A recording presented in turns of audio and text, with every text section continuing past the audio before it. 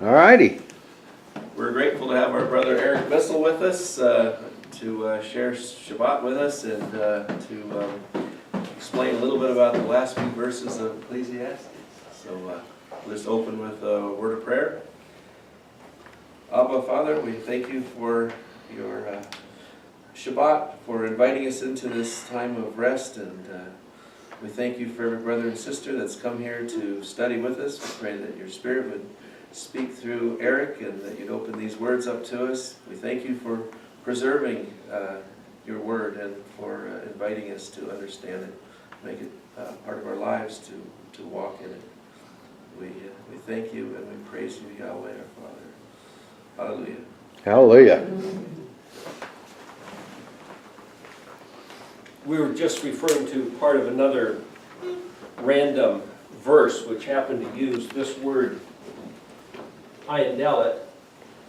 And so we were, before the camera went on, we were talking about one way to interpret what this means.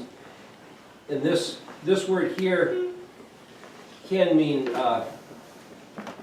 booty or prey, which is something that's hunted, like a thief will come in and steal something, a pirate, or prey, something that's been hunted to capture. So if this also means witness and testimony,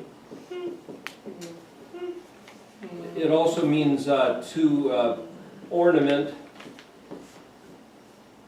or jewel or choice, best, treasure.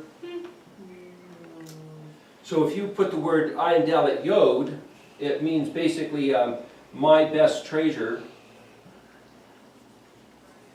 And if you use ayin nun, this is actually where you get the word for Eden, where we get the word hedon, or like hedonism, which is where everything is really great and wonderful. And that same word, if you put a mem vav ayin dalet, that's moed, which is translated appointed time or place. So this letter mem uses a prefix, can mean the place or the tool or an instrument or even a person who is about the task. And then if you have the word yod mem, which puts it into the plural aspect, this whole thing is referred to as the festival, or what's called the appointed times.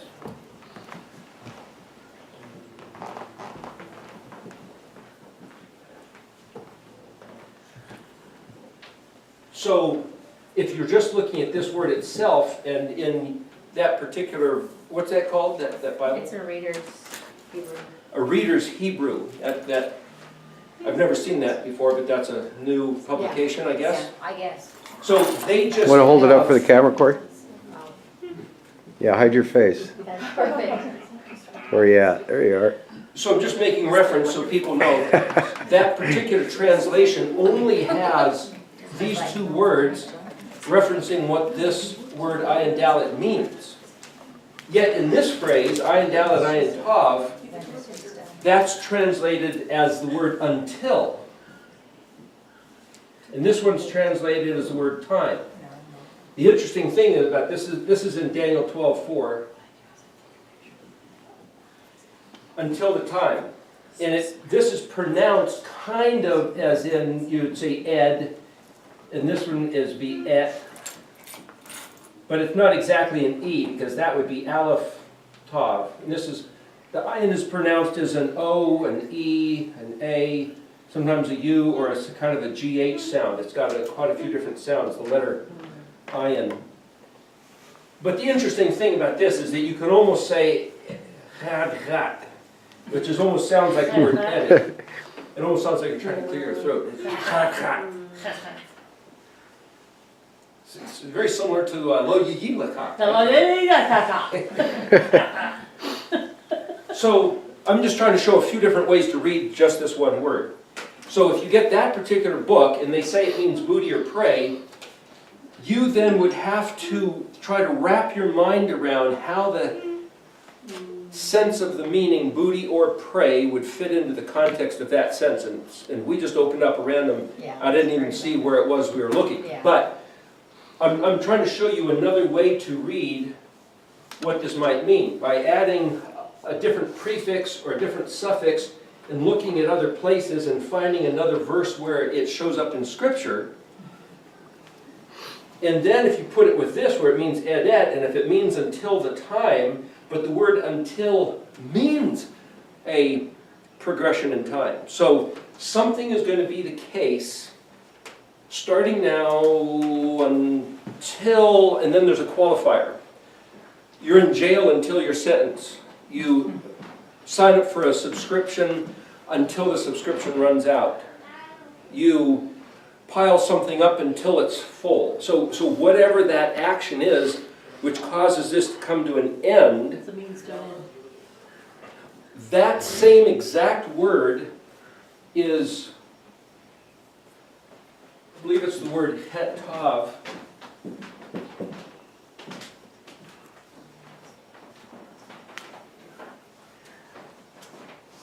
Hide the words and seal the book is what came right before this. The word was het-tav mem and samik-tav mem. I believe this was the engineered structure, and that was the one to put a seal, a stopper in.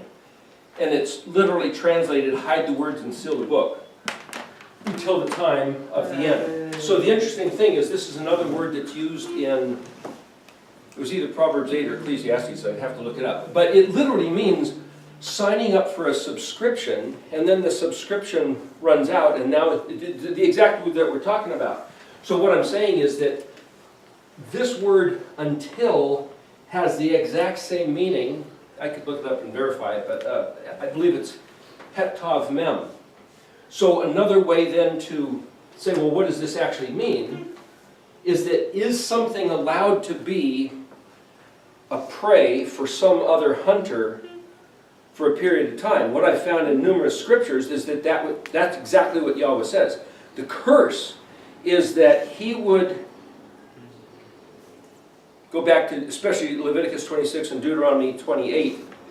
Yahweh says, okay, I'm giving you, if you keep my words, here's the blessing. I'm giving you all this great benefits. And the list is pretty astounding, but it's pretty small and simple also. It's just that things will go well. Your enemies will leave you alone, and nature will do what it's supposed to do. And if you betray the words, you consider his instructions loathsome or wearisome or obnoxious, casual indifference, then he said that I'm going to treat you with a fury of casual indifference. Seems like kind of an oxymoron, but it's a reciprocal, a mirror image. What we do to him is going to happen back to us. We say, well, he's doing it to us. Well, he's just holding up this mirror. And what we're doing is what comes back. Until the time could be a progression in time. And what I found is that there's two things going on. One is, in Leviticus 26, he says 4 times. 4 is dalet, which is a door. So when is the door open if you're locked up in jail? A period of time, and he says you multiply by 7. And you have in Ezekiel 4 that the northern kingdom, the 10 tribes, their term of incarceration, or the catching the curse, you might say, was 390 years, and times 7 of Leviticus 26 is 2,730, and you take 721, which is when the Assyrians conquered the northern kingdom, and that makes it 2010. So the term het-tav mem of when things would be hidden and sealed until, you could say that what I refer to as the envelope of the curse, the package that they signed up for, the occlusion, where they couldn't see, it was all taken away from them and hidden, where Yahweh, then the curse was, he allowed our enemies to overwhelm us. So the enemies of Israel have ran the world for close to 3,000 years. His people being a booty and a prey, because he allowed his stuff, the stuff that witnessed of him, his testimonies, his ornamentation, which were the Moedim, the 7 festivals of Leviticus 23, he designed them to be able to be taken away by our enemies and us given fake stuff that did us no good in replace. So you get Jeremiah, I think it's 16:19, where it says, we have inherited false, empty, worthless lies. And the other qualifying description was things that have no profitability. A GMO, the seeds can't reproduce. You can eat it, but then it'll even do questionable value nutritionally. So, the things that has seed within itself is what has nutritional value. So these being his testimonies and witnesses, being that they have the ion even looks like a seed, that has the seed of the witness of his identity within them, so they were his family's jewels, and he allowed them to be taken off, and he being Abba Father, those witnessed of him, and we were given in replacement genetically modified Christmas, Easter, Halloween, Sunday, which are not his testimonies, not his ornamentation, does not have the seed of his DNA within them, but that's for the last 2,000 years what we've been given. So the whole point of that word ayin dalet is to understand, eyeball, that the door, dalet, back to the Father's house is to go back to the very things he gave us in the beginning, which was his choice best treasure. There's another word in, I believe it's in Isaiah. He's talking about Cyrus as a prophecy. Cyrus came, I guess, a couple hundred years later, the Persian emperor, king. And he said that he called him by name, and he says that he would know that there is no Elohim besides Yahweh. It says, Ein od zulti, Ein Elohim. And it's translated, there is no other. But this interesting, how that's written, it's Ein od zulti. And then he says, Ein Elohim.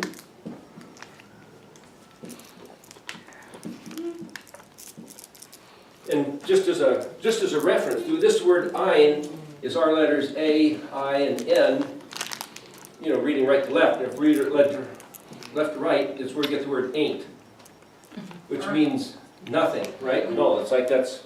So English and Hebrew, there's a lot of words which are comparable. This word od is the same as this word, only it's got a vav between these letters. So vavs and yods can act as what I call wild cards, in that you can plug them in between the letters. And it really doesn't change the meaning of the word necessarily. It might seem to, depending on the definition you look at, but if you read the rest of the definitions, you'll see that it means the same thing, really, in a different aspect. So another way to study what this word is meaning is to look up ayin vav dalet, and you could look up ayin yod dalet, and then put other prefix letters and suffix letters. It's really helpful when you do that. Do what now? When you write the English to help recognize. Oh, well, this letter ayin is the equivalent in the chronological sequence, is the equivalent of our letter O. And again, I'm going to spell these going that direction. That helps so much when you're doing that. Okay, the vav, sometimes people write it, the vav can be phonetically sounded like either an O, a U, or a V, or a W, but it's in the position of our sixth letter, which is our letter F. The interesting thing about that, the Greek alphabet had one letter called digamma, which was shaped like the letter F. And this came from, you might say our letter F also can look like that, and the letter Vav looks like that, or like that. It's all the same letter. So the shape of the letter I use, the Vav, and again, some people say V-A-V, or W-A-W. I usually spell it U-A-W to get the U sound in there, but Vaf is also where we get the word, you could say Vaf or F. So even the word F, Vaf, came from, but the fact that the Greeks used to use it in ancient Greek writing, but they quit using it. So the interesting thing that did, and you'll see this written on the top of the Erectology chart, is if the Greeks had their sixth letter being the vav, or the F, or the digamma, and they dropped using it, then the 7th letter became the nominal 6th letter. But the 7th letter lines up with the Zayin and literally means the same thing in Greek as the Hebrew means. But because it's now the 6th letter, if you shift the meanings, everything becomes confused. So by them dropping that one letter, when they pick up the 10th letter in Hebrew, it jumps from, it's like a decimal system, 1 through 10, but then it jumps 10, 20, 30, 40, 50, right? So then it picks back up, orienting with the Greek. But what I'm saying, for letters 7, 8, and 9, it shifts this confusion. And so as a code, reading the Hebrew aleph-bet as a message and comparing it to Greek, which then compares to Latin or English, something is off, something's out of step. Because of the movement of that letter. Because of taking away that one letter. I don't know why they did it, but I'm just Can you showing figure you. it out when you're reading it? Is it easy to figure out? The only thing you can do, that's a whole nother study, but that's a whole other thing of saying, if you could take, which you can to a certain extent, if you take the Greek letters and do the same thing I'm doing with the Hebrew, which is to give them pictographic value, essence. What is, ayin is an eyeball. What does an eyeball refer to? You could say, well, then eye means to see, but that means also to comprehend, but it's also how do you comprehend? If you look up the word spelled ayin yod nun in Hebrew, which is the word ayin, it means to look, to deliberate, which is to think and ponder, and scales of balance. You put things and you weigh this side compared to that side. So it means to balance exactly, to weigh carefully, as if putting things in scales, and to deliberate and to look at. It means that which is visible. It's a deep well. Of course, you can't see the depth of something, but it's that which is at the visible surface. All that's the letter ayin. In other words, you can only evaluate that which you can see, which you can comprehend. And so we're not responsible for what we can't see, what we can't comprehend, but all that's ayin. Okay, so if you do the same thing in Greek, take the meaning of the Greek letters. For example, the Greek letter K, kappa, means a box of 50,000 demons, a box of all woes. Well, that sounds like the story of Pandora's box. You opened up and all the ills of mankind emerged. That's the story referencing to the Greek letter kappa. But it happens to line up with the Hebrew letter kaf, which is the open hand, which is exactly I'm saying lines up with the Torah, which is also pictographically according to the Mishkan pattern, the barbecue grill. So if that's the Torah, isn't it interesting that in Greek, the equivalent letter represents all the woes and evils and ills of mankind and 50,000 demons released, when really, in Hebrew, it's the Torah that we're supposed to look to for life, liberty, and the pursuit of happiness, to pull the American thing in. But according to the Christian teachings, it's like, the authority of the law and the curse you get. It's like, yeah. It's like, well, that sounds a little more Greek than Hebrew. But they're all concerning the same subject, which became our letter K.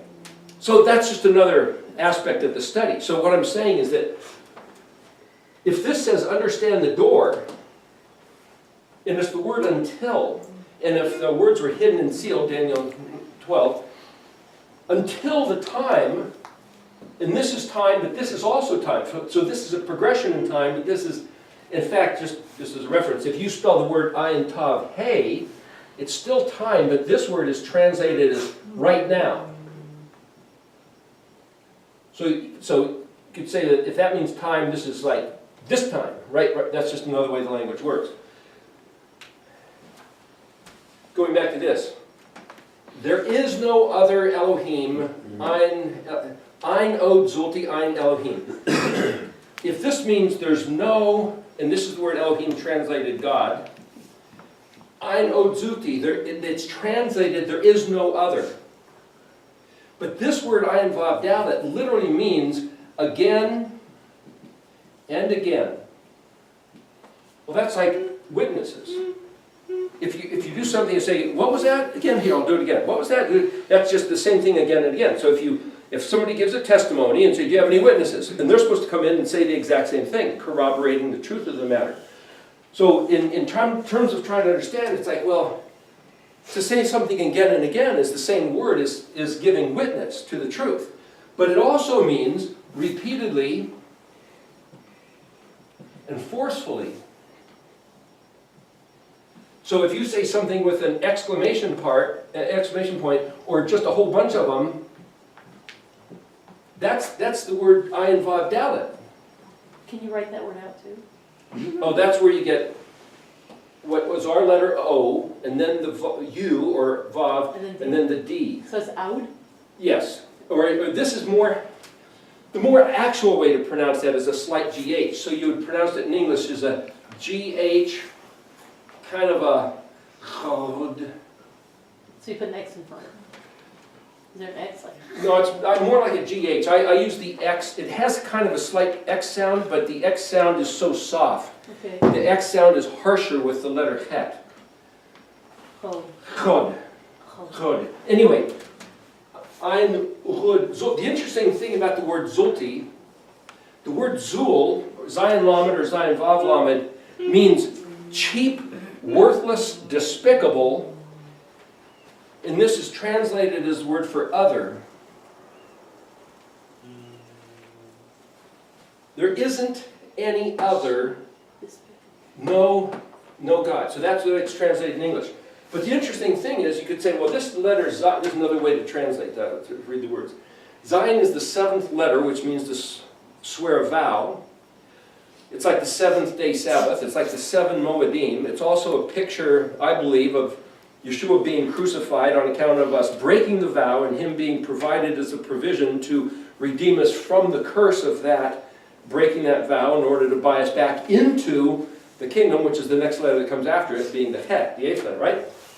So this, if you could then interject the vow, being that that's the 7th letter, the word 7 is Shavah, Shin Bet Ayin, that is the number 7, but it also means to swear a vow, take an oath, and if you break an oath, you get the curse.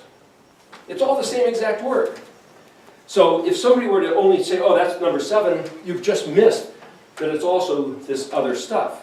And being that, it also means to be filled, full to overflowing. And that's where we get the word surfeited, or we get to surf on the ocean waves, the foam bubbling over. So if you have a tankard of beer, and it gets filled up, and then the foam pours over. That picture of the foam pouring over, filling full and pouring over, that's that picture of the word number 7. So when Yahweh says that He gives good measure, pressed down, shaken together, and overflowing, He's giving you aspects of what number 7 literally means. Like Shabbat. So Shabbat is number 7, so the pleasantries, that the Eden of Shabbat, the word oneg, which is pleasant and delightful, the oneg and the Eden of Shabbat is supposed to be good measure, pressed down, overflowing. So he says when you fulfill the vow, when you keep His words, as we were given, we get, and that's where you look at the beginning of Leviticus 26 and Deuteronomy 28, goodness and things happening. That's the blessing. But when you break the vow, then you get this overflowing, rotten, bad, cursed, nasty stuff in life where your enemies are a way to take away, they're allowed to take away everything that He gave us. And then when, as a nation, the whole thing was forsaken, He cranked it up to 7 times, Leviticus 26, 7 times, Ezekiel 4, 390, which is 2,730, which brings us to 2010. So up until 2010, our enemies were allowed to have ran off with the choice best treasures that witnessed of His identity, namely His name, His day, and the Moedim. So the whole reason for studying this stuff and turning back and looking at the Hebrew, it's the restoration of the choice best treasure which He had offered our forefathers, which our other forefathers considered to be worthless and vain and void, which is this word zulti, and they threw it away. And now, having been overrun for all these years, we're trying to get it back by looking back at his word. So here's what I was trying to show you about this word zulti, which literally, this word is translated as other, as in there is no other. But what's other? The word zul means cheap and worthless and despised. And so the very thing that our forefathers, this is cheap and worthless and despicable and despised. Is it counterfeit too? Well, here I'm just trying to show you something interesting in this word. The same word, if this is the vow, and it's hooked to, vav is a nail, hooked to the instructions, the word lamed means teach and learn, tav is the sign of the covenant, and yod means, as a suffix, means my, which is also the hand that grabs a hold of, which is power. So here, let's read the word zulti. My hand of power, which is in covenant according to the teaching and instructions of the Torah, which is attached to or connected to, which is the cause and effect, the stipulations of the vow. And there is no other power. No other power than what? The vow, according to the instructions of the covenant that is mine, that was crafted in league with my people, as you guys were taught. There is no other Elohim. There is no other power. The only power is to be of the vow, according to the instructions of the Torah, where my hand is in covenant as I promised. There is no other Elohim. So if we say, well, that covenant was done away with, that was a bad covenant, that's a covenant of the curse and the law, and it's like, if there is no, you see, if we read the word Elohim as God, but the word also means powers, mighty ones, champion, heroic, it's that which makes everything happen. If he says there is no other powerful Elohim, and it's the very thing that we considered, our forefathers considered to be cheap, worthless, despicable, and a throwaway.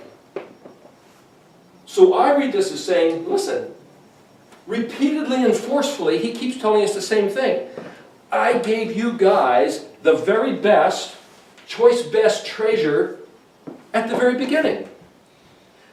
Because you found it to be cheap, mean, and despicable, I let the enemies come in and take it. In fact, he called in the enemies to come in and get it. And then if we want it back, we say, oh, give us a new covenant. Give us a different priesthood. Give us a this or that or the other thing. And it's like, I can't give you guys anything else. There is no other Elohim. I gave you the choice best at first, and I keep telling you repeatedly and forcefully again and again. If you want the choice best treasure, go back and get the thing I gave you at the beginning, which is in the instructions of the Torah, whereby am I in covenant according to the vow. It's all right there. There is no other covenant to look for. There is no other vow to look for. There is no other treasure to look for. There is no other Elohim to look for. And yet, it was cast aside as cheap, worthless, and considered essentially garbage. Anyway, so this is how I read this, even though it's translated, him simply saying, there is no other God. I'm not denying that it means that, but if you say there is no other God, then the mighty one, the Elohim, who said this, is also saying, don't go looking for some other Messiah figure, some other deity figure, some other Elohim figure who's going to give you a better deal. If you go looking for a better deal, it's the same thing as that your forefathers went to Assyria and Egypt looking for a better deal than what I gave them through Moshe, Abraham, Yitzhak, and Yaakov. It's like, they got the best deal going, and you think you're going to find a better deal? Okay, go find it. See ya. And he even says, you think you're going to find a better one, so he opened the door, kicked him out.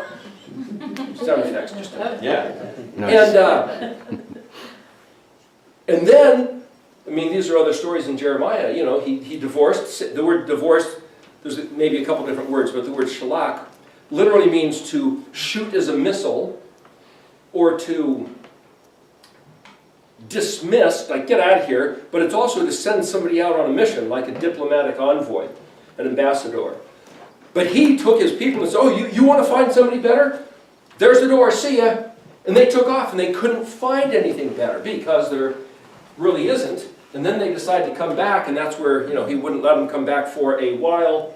What I'm saying is that then you pick up in Jeremiah 31 where it talks about Ephraim coming to his senses and saying, bring me back, and then I'll come back. So Ephraim has to appeal, you bring me back, and I'll come back. And that's where he said, make for yourselves billboards, signposts, and write on them verses of instructions that I've already given you of how to find your way back to the Father's house, which picks up exactly the same story as the prodigal son that Yeshua told. The word pig, chet zayin yod resh, I believe is what it is, chazir, literally means one who returns. The prodigal son feeding pigs, feeding one who returns and said, I wish I could eat the food of one of these pigs. I wish I could eat the food of one of these ones who return. Hey, why don't I return to my father's house and eat the food of one who returns? Hebrew is tied to the picture of the story, so that's where he decides to come home. But Yahweh said, Jeremiah 31, make for yourselves these billboards as stepping stones, as mile post markers, telling yourselves step by step, kind of like Hansel and Gretel. They left breadcrumbs, then breadcrumbs got eaten by the birds. It's the same story. We find ourselves, we thought we were, oh boy, you know, the sugar house, the gingerbread house, and it's like, that's where we're consumed. I mean, that's all this metaphorical story of Israel. And so here, how do we find our ways back? Remember the words. I already gave you the instructions. To get yourself back to the Father's house. So everything that we're doing that many people, hopefully this will be up on the internet, many people despise and loathe and criticize and speak no kind word. They project great evil tongue concerning the Messianic movement, as some people call it, the Hebraic roots thing, because they just don't get it. They don't understand what this is about. That's why I'm trying to elaborate that this is what this is about. What's the example of a better deal? Is that they have? There is no better deal. Yeah, what do other people see as a better deal today? No law, No Yep. law. Melchizedek priesthood, no instructions to walk in, just have a clean heart. Just love the Lord. Love the Lord, and yeah, it's the law of love, grace and peace. And I'm not going to waste any time talking about that because there's tens of thousands of sermons and books heralding the great beauty of all that. And there's probably some merit. But all I can do is look at these words, and if Yahweh says, I know Zulti, there is no other witness and testimony other than my choice best treasure that I instructed you by the terms of the Torah, which are the terms of my covenant with you, according to the vow we made together, and you guys considered it cheap, worthless, and despicable, and there is no other power that I could have given to you.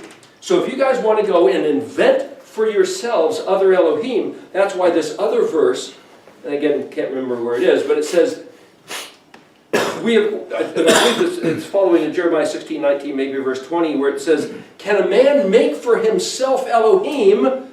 They are not Elohim. If Yahweh says the Shabbat is his kadosh day, which means holy, sacred, set apart, but it says that the reason why he decreed it is because he had just produced or manufactured the entire universe and everything within 6 days, and then it says, and he Shabbated on the seventh day, ceased, sat down, and it says, and he was refreshed. So because he was refreshed, he declared that that would be the benefit of that day, that we would be refreshed, re-energized, recalibrated, back to ready to go again on the first day. So, for him to allow, and I'm not saying the devil did this, I'm saying that Yahweh called in the enemies, the piratzim, the pirates, and told them to rip off the choice best ornamentation, which included the Shabbat. It was part of the punishment and the curse that we would miss, that we would lose the very thing that would refresh us and recalibrate us. It's kind of like we were just reading what the DEA is doing. They find something works, the CBD oils, and they say, oh, we have to make it illegal now. They're doing the same thing that Yahweh had allowed them to do concerning changing the day of Shabbat and the Moedim festivals. Because they were useful, helpful, and productive for our regeneration and our health and our sanity, the enemies made them illegal, which is what Constantine did, Council of Nicaea, and has been that way for all these years.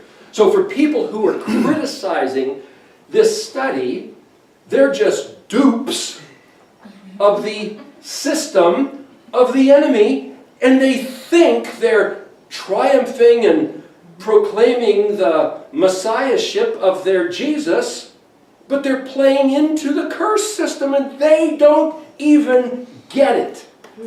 So I can't waste time arguing. I can just only point out what's in these words. And then if they still won't hear, then that's up to them. But he designed the curse system too. He designed the curse system. That's what I'm saying. It's not the devil. Yahweh did it. It's all built into the system. He built in that these things would be removable. So they were taken away. But he also designed them to be restorable. If we turn back to the instructions of his covenant. According to, tied to, connected to the vow. So what I'm saying is that, okay, what does this mean then? Hide the words to the book until the time. If until is a progression in time, I can also read this as eyeball, understand, comprehend the door. And if there's 4 stipulations in Leviticus 26, if you don't regard my words, then I'm going to crank it up by 7. If you consider my instructions to be loathsome and obnoxious, and you treat them with casual indifference, then I will multiply by 7. He says that 4 times. So to understand the door, which is the period of time that he said the curse would be, which would be until 2010 AD, or CE, these days, this could be read as understanding the terms of the covenant. Well, the terms of the covenant, I maintain, are in the aleph-bet, AB, aleph-bet, 22 letters. Each letter being a mark or sign of the terms of the covenant. The contract deal, which is what we're held in vow to, which is what the teachings of the Torah are all about, which give strength to hold on and make things work. So what happened in 2010 then? All of a sudden we're not? Into the curse. End of the Okay, curse. so into the curse. So how did that change things here? Well, that's when you see kind of the explosion and the people returning. So let me ask you this, Terry. If somebody's locked in to jail for X number of days, and all of a sudden that day happens, what happens in the jail? You've been to prison ministry. What happens if the prison door gets unlocked on that day? What does the person who's been in jail have to do at that occasion? This is what we should be doing at the end of 2010. What do they have to do? Getting out of that bondage. They have to get up and walk out of the jail. They have the ability to. They are given the occasion. Now, if they wanted to, what if a prisoner stayed inside the jail cell? Yeah. Is he going to keep being fed in jail? Yes? Yeah. Lies. Actually, people have refused to leave because they get used to it, and Yeah. if they tell them that they'll just rather serve out their parole time in jail than be released. Okay, so because it's a little too much That effort. kind of speaks to Christianity. Because it's a little too much effort to have to get up and now get a job where you can buy your own clothes and buy your own food and have to pay for your own housing, they get to stay in jail where the government keeps feeding them and clothing them even though it's in prison stripes.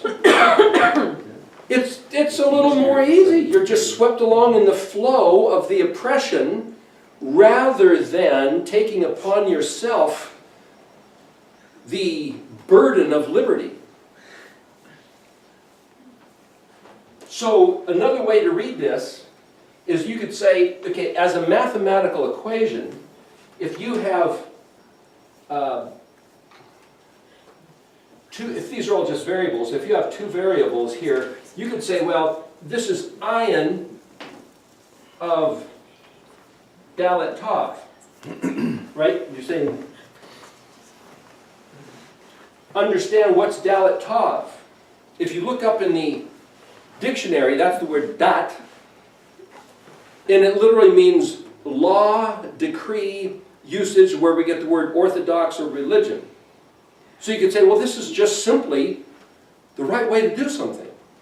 So you could read this as ayin dalet ayin tav as being ioning dalet tav, and if tav is the 22 letters of the covenant, then you could say there's 22 factors or 22 pieces of the terms of the law, the legal, that we need to understand, conform to, do. But what's this door?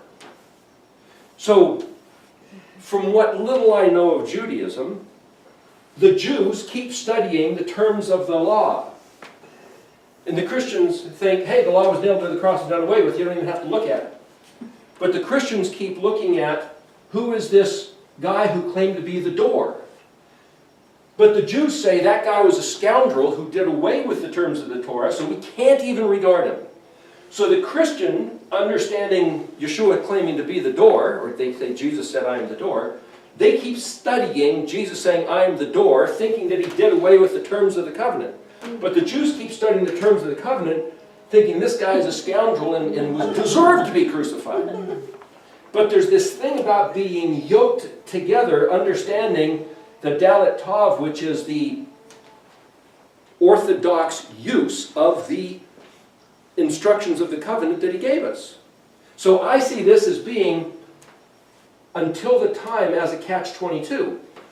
Understand that Yeshua is the guy that gave you clear understanding of the Torah, the terms of the covenant, and the terms of the covenant are the description that tells you who this guy Yeshua really was.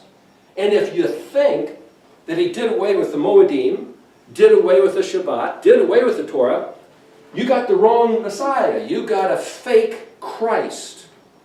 You got a counterfeit impostor, which is why the Jews can only see the counterfeit impostor and they reject him.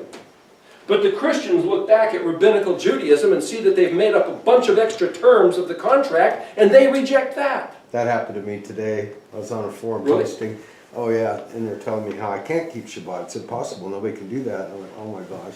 Say, you're online. You're already breaking Shabbat. I'm like, and then they list the restrictions that the Jews have built a fence around Shabbat. I'm like, oh, there's their proof. All right. I'd say by us sitting here not working, talking about his stuff, or even if we didn't talk about his stuff, he didn't say you have to talk about his stuff. He said don't work. Kick I back. thought you said Shabbat means sit down. Sit down. Yeah, that's what we're doing. So I'm breaking Shabbat by standing here. Oh, You know, if this is just part of the jail cell being open in 2010, and then we have to walk out and figure out what to do. Now I heard, and I don't know where they got it from, I haven't found it, but somebody said there was a 7-year rider added on to the 390-year curse. But I don't know where that is. But even if they did, we're now at the close of 2017, so we're outside of that one too.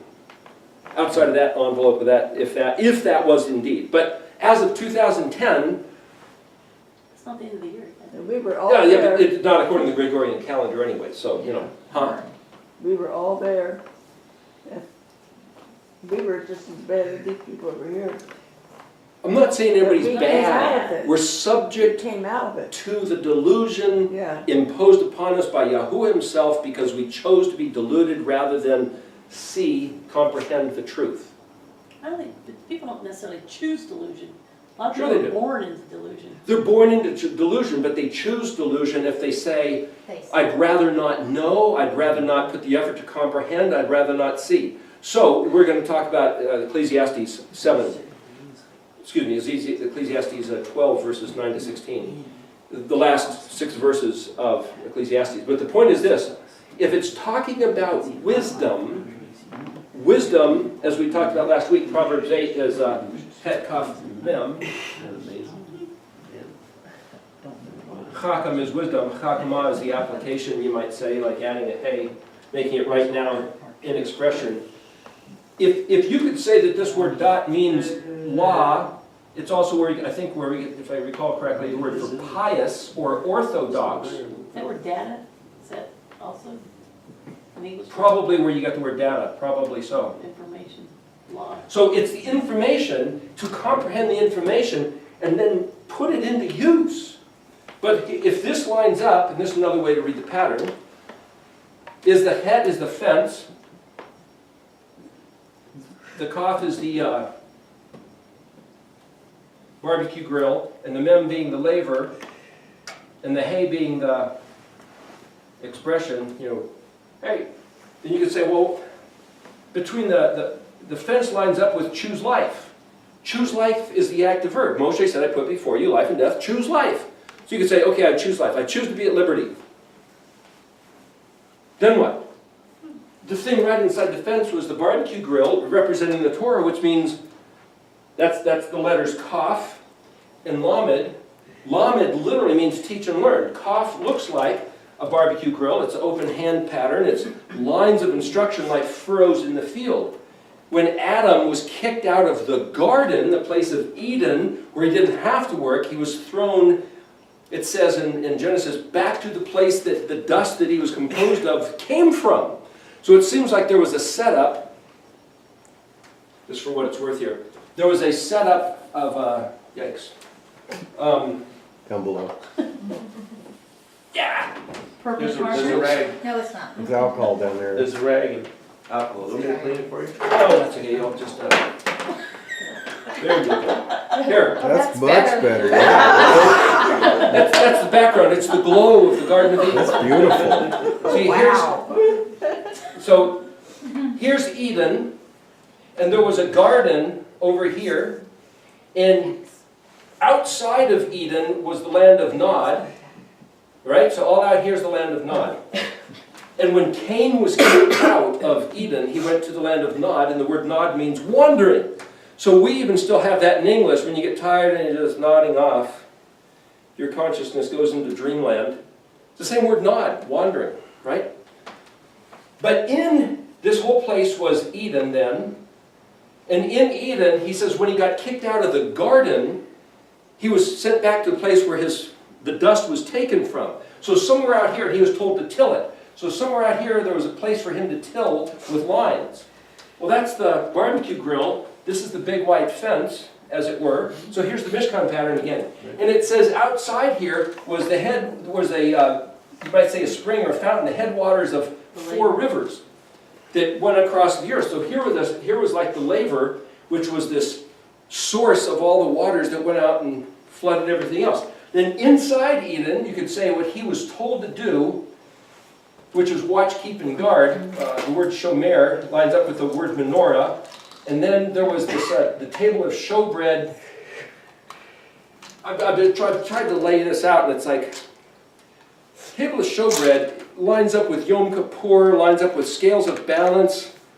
It could be that that's like the tree of the knowledge of good and evil, because it's this side and that side. So there's nothing that says, oh, this is exactly what it was. But let's just say this is lined up with the tree of knowledge, of Tov, and Ra. R-O, because it's Resh Ayin. And then there was I'm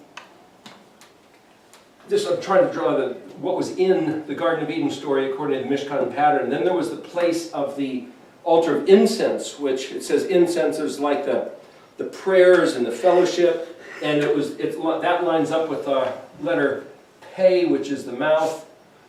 This would line up with the letter Ayin, which has to do with knowledge or understanding. This lines up with the letter Samik, which is being a good steward. So in the garden, see, this was a garden to the east. This is the east side here.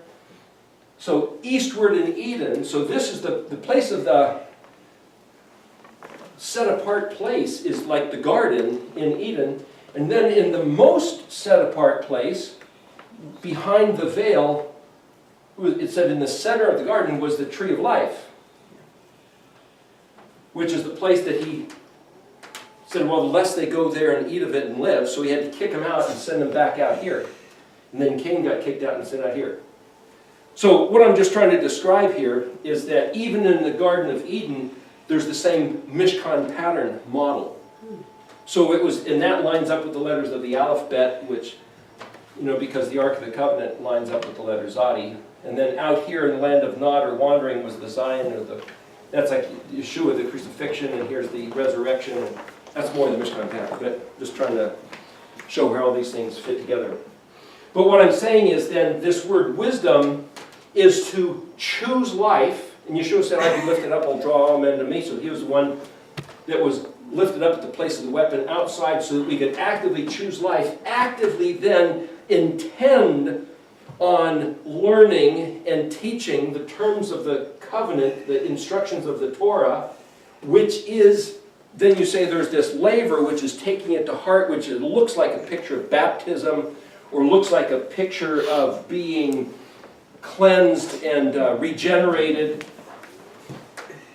So here you have the choose life, learn the instructions, take it to heart, and express them in the practical terms of application into your life. So what I'm saying is that, like the person who's been locked up has to proactively engage in the life of liberty that's been handed to him when the jail cell opens, that's the expression of wisdom.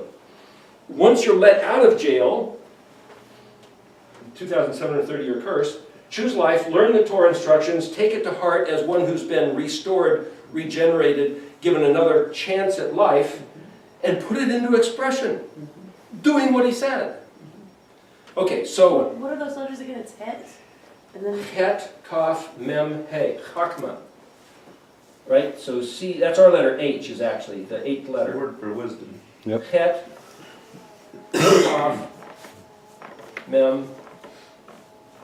That's actually wisdom or wise, and then He would be the expression. So Het, Kaf, Mem, He is Chakma. Chakma. So the thing is about Proverbs 8 and Ecclesiastes is talking about that. So before we jump into Ecclesiastes real quick, does anybody else want to say anything about that? You want me to clean that board for you so you can start over? Can you, Yeah. You want to do it in two Sure. parts? let's break, yeah, You want to take a break? yes. Yeah, we'll do 2 parts. Okay. Are we clean once? All right. Yeah, I have alcohol there. Okay. It'll really clean it. The tip of this thing